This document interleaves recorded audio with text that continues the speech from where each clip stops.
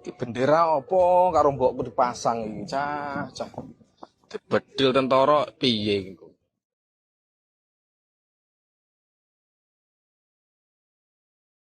Biasanya, jelang peringatan Hari Ulang Tahun Republik Indonesia ke-78, masyarakat Indonesia berbondong-bondong memasang bendera merah putih di halaman depan rumah.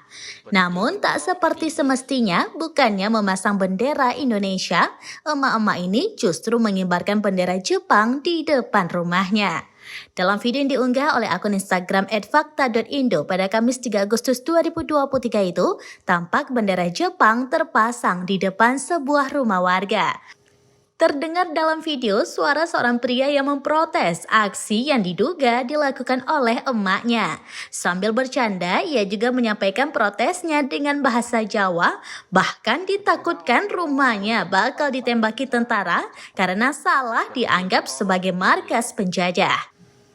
Sontak, video yang memperlihatkan warga memasang bendera Jepang jelang HUT RI ke-78 itu menjadi viral dan menuai beragam reaksi dari netizen.